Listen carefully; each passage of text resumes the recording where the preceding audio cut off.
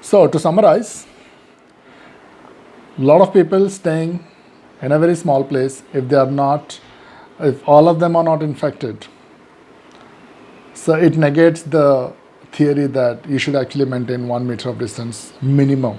Mainstream media says minimum one meter. So number two, all the information we get it through the mainstream media, and we know how reliable it is. For example, they wanted to create and character assassination of Saddam Hussein. So they said there are nuclear weapons, he can destroy the whole world. And we almost believed that yes, there are nuclear weapons and he could be so dangerous that he can kill the entire world at will. I mean, as if the bombs are ready and he's just going to throw around the world. The media has that capability to create any sort of illusion in your mind. So we need to be careful. We need to do our own analysis, our own homework. For example, if they say in so and so city so many people are dead with the coronavirus, if you don't have the ability to go and check it out yourself, for example, so don't believe it. By default, don't believe it. So number 3, they test someone, he has the symptoms, and the symptoms are anybody can have that symptoms at any point of time. Now this is very dangerous. They can use these symptoms as a cover for the rest of our lives to say that you are positive, you are COVID positive, whatever, and they can give you the deadly treatment. The treatment at the moment is the drugs they use for HIV positive. They're using the same drugs in a lot of countries to treat this kind of patients. The drugs that are used for HIV is AZT. It's extremely dangerous. HIV is a very different story altogether. Now, I don't want to change my topic. I'm just going to conclude and I will stay focused on the coronavirus. These are retroviral drugs, AZT, and it kills the immune system of the patient.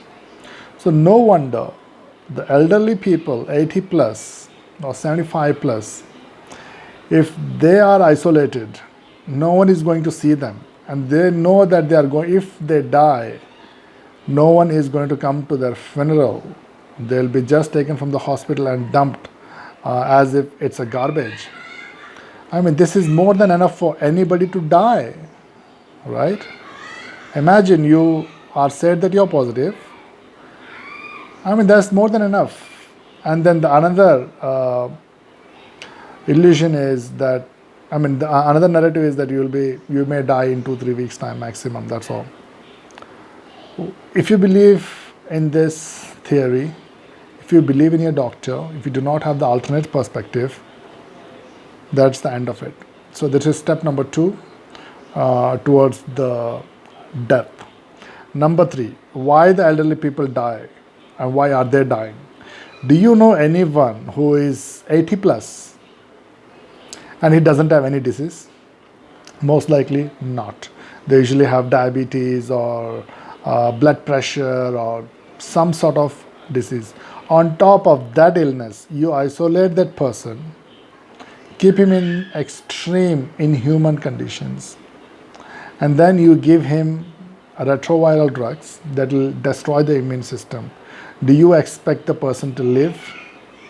Impossible. So a lot of deaths that they have been counted as coronavirus. These are the people, elderly people. They will always be coughing. I haven't seen anybody, they will cough or fever or some sort of symptoms they always have. So if you believe the media, if you go to the doctor saying that you have so and so, if they test and if you are unfortunate among those 5% who by default get positive, tested, then you are a gone case. So you'll be given retroviral drugs that will further destroy the immune system, which is already weak, and then you die. So So question number 3, if you have symptoms, you are tested and you are negative, so that is fine with them. So they say, okay, you are negative. If you don't have symptoms and you are tested positive, and then you are quarantined. You are taken to isolation and then the treatment. So you have symptoms or you don't have symptoms. You may test positive, you may test negative. So there are 4 probabilities. You have symptoms, you may test positive or negative. You don't have symptoms, you may test negative or positive. So out of 4 probabilities, the conclusion could be that the test is waste. The test is a hoax. The test is a death machine, basically. So my question is, if having symptoms or not having symptoms doesn't make any difference, so why test at all? And why even take those symptoms seriously when having the symptoms can also test negative? So symptoms doesn't matter. Number 4, why use a test that is not meant for it?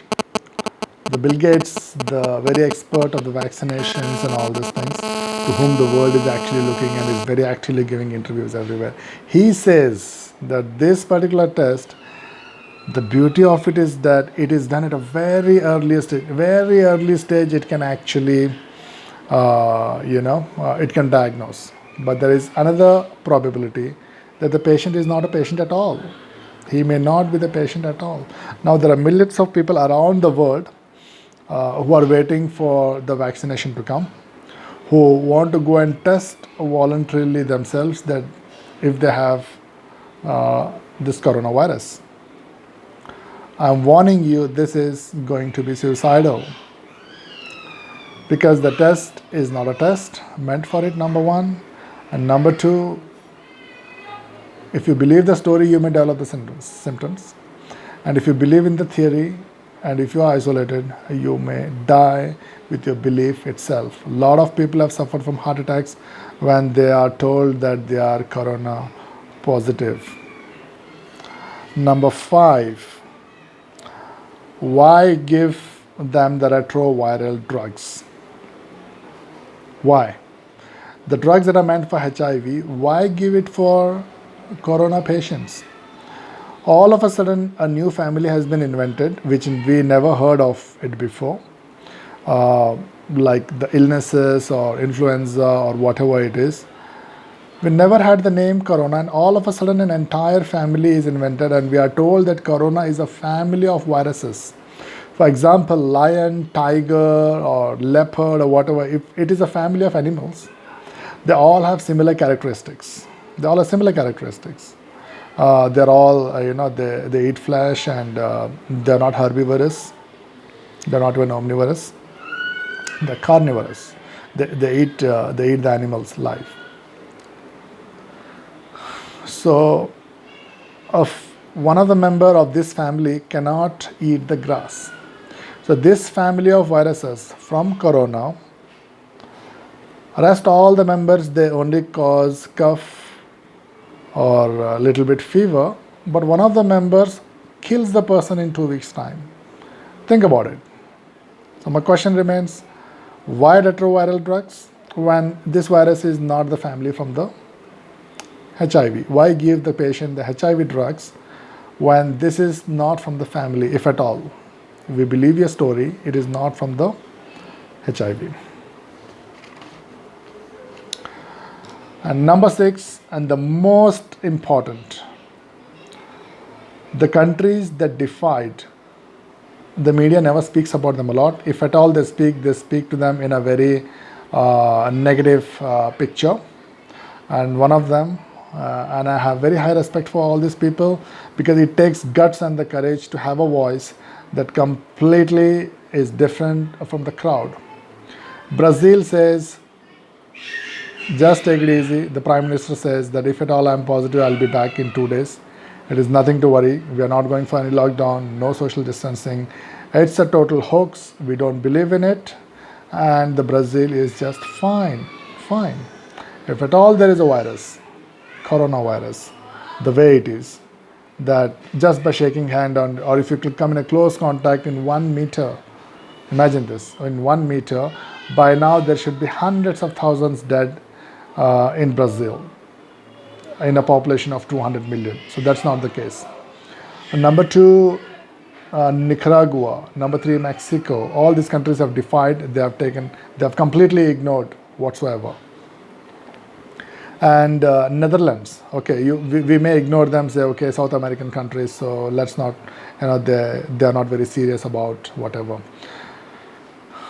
Netherlands has said we will go for herd immunity. What is herd immunity? We don't have to treat ourselves against any given virus. Our bodies are good enough. We've been made excellently by the Creator. We develop the defense ourselves. I'll share a lot of videos on this particular topic, that how a lot of diseases can be treated by themselves by not even going to the doctor.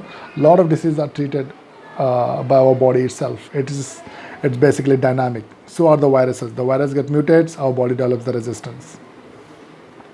So why the countries that defied are just doing fine, and while the countries that are doing lockdown are dying a lot? I mean, it's very simple. More testing, more deaths. Thanks for watching. Please share the video, and I would like to know your comments. What do you think about, what are your thoughts are? And I'm an open-minded person. If I'm wrong, please correct me. Thanks for watching the video. Thank you so much.